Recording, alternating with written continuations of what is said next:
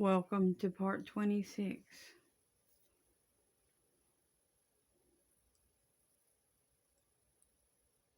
Welcome to part 26 of Let's Go See John. November the 14th, 2024 by man's calendar. This will be my last part for tonight because I have to be up earlier in the morning than usual. And so I won't get to do as much in the morning, but I hope to at least get one part to two out in the morning, if possible, if it be the Lord's will. If not, then I'll try to get some after church tomorrow night. But I have something of vital importance to do this weekend, so I don't know when I'll get back into this. As soon as possible, I guess. But I have some other things I got to be doing too for the Lord here in the next little bit. So,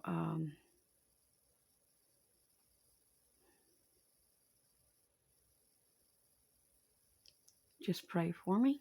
And yes, I will try to do at least a part or two as often as I can, because this word is vitally important.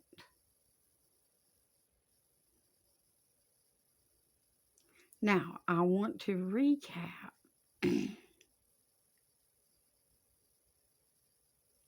starting at verse 40. This is John 5 and 40.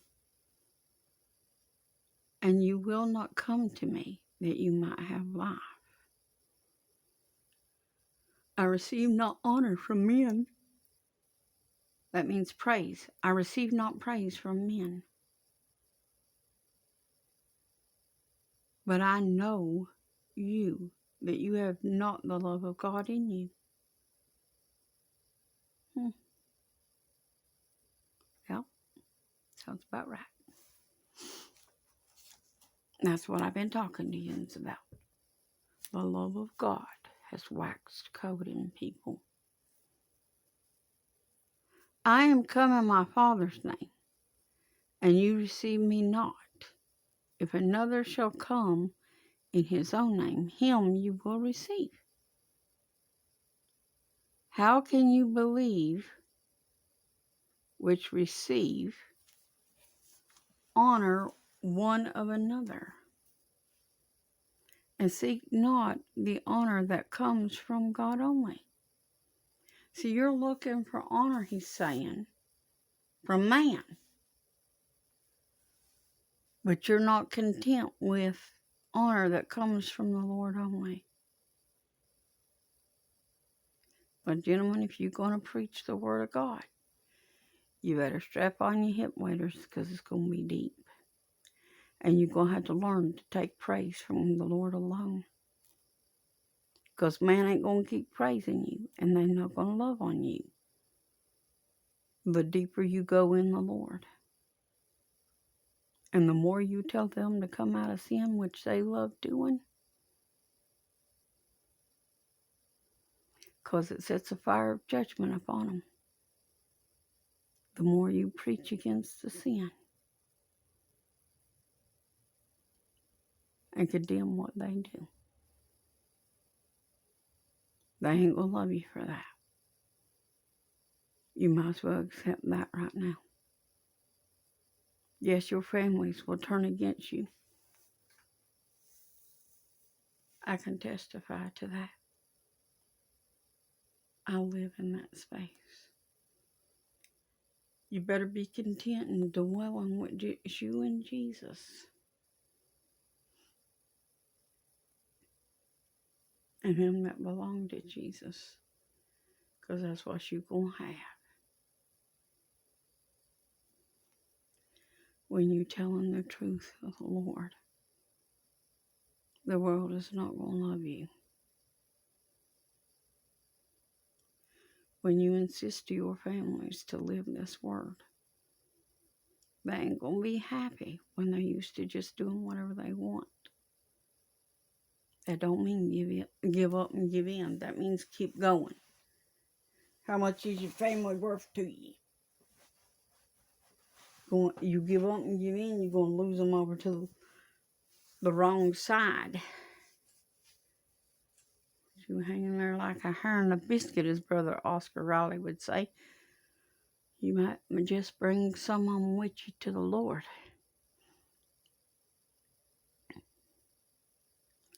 Verse 45. Do not think that I will accuse you to the Father. There is one that accuses you, even Moses, in whom you trust. For he had you believed Moses, for had you believed Moses, you would have believed me, for he wrote of me.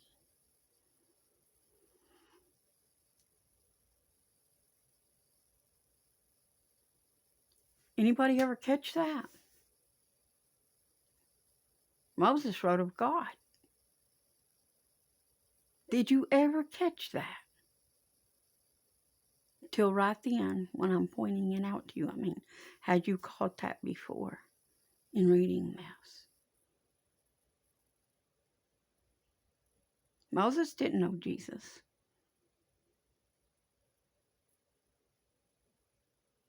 Moses wrote of God. But Jesus told him right there. And in doing so, he was telling them who he was. Again, he was revealing who he was. And no one caught it. Be honest, ministers, male or female, I don't care. Be honest with God, with yourself. Had you ever caught that when reading this? Not likely. Because most y'all don't read with the Spirit. You are now. For had you believed Moses, you would have believed me, Jesus said. For he wrote of me. But if you believed not his writings, how should you believe my words? Now that's in reference to Genesis and Deuteronomies. The writings of Moses, where he wrote about the Lord. Just so you know. I'm going to go ahead and kick off chapter 6 and get as far as I can in here. But like I said, this will be the last video for tonight because I've got to get some rest. After these things, Jesus went over the Sea of Galilee, which is the Sea of Tiberias. And a great multitude followed him because they saw his miracles which he did on them that were diseased. And Jesus went up into a mountain, and there he sat with his disciples. And the Passover, a feast of the Jews, was near. We know what happens at Passover, don't we?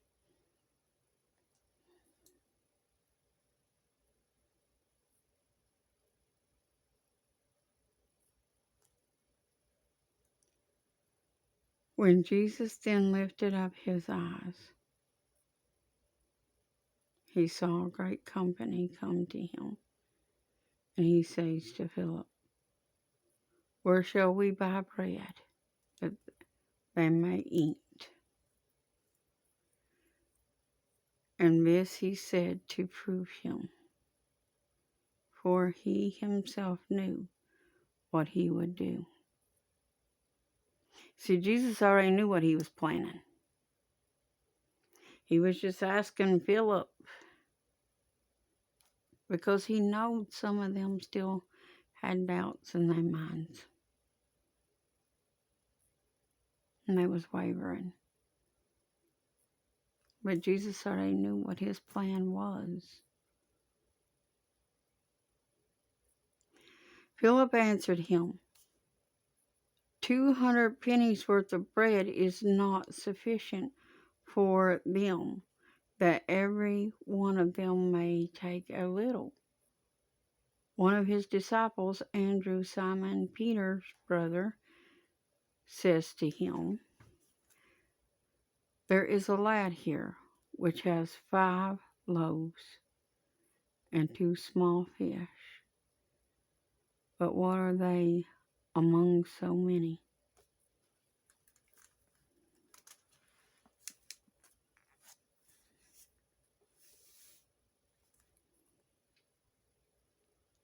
What are they among so many?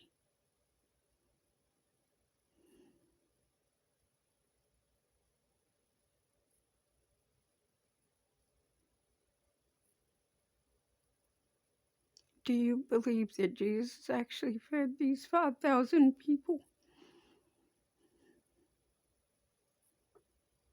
Then why are you afraid he can't feed you? Do you believe Jesus healed all these diseased people? Then why are you afraid he can't heal you? What evil have you done to the Son of Man, that he should not want to see you eat, or that he should not want to see you well? What evil have you done to Jesus, that he should not want to do well for you?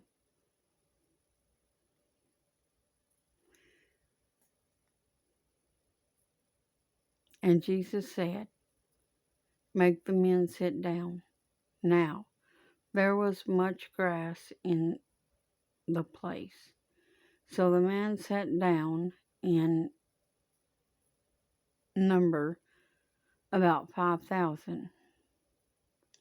And Jesus took the loaves, and when he had given thanks, he distributed to the disciples, and the disciples to them that were set down, and likewise of the fishes, as much as they would. Now remember, he had already turned water into wine, and a lot of wine at that. And now here he is, magnifying and multiplying fishes and loaves. How did he do that? Well, with the manner that he received, of course. Little is much, if he is in it.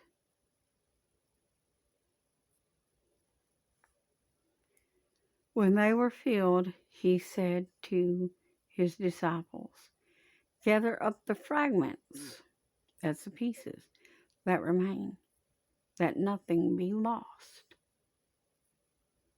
Therefore they gathered them together, and filled 12 baskets with the fragments of the 5 barley loaves, which remained, and above to them that had eaten. Now you think about that. They took back up 12 baskets full of that bread, and people were full. Jesus already knew what he was going to do. He will not let us go hungry, no matter how bare the cupboards seem. Look what he did with Elijah. He took her, that old widow woman. That mill barrel never did run empty. The Lord knows what he's doing. Stop second guessing him and just trust. If he tells you a thing is done, it is done. See you in the next part when I get a chance to get it up, and we will kick back off from right here at verse 12 again. We're going to talk more about the fragment.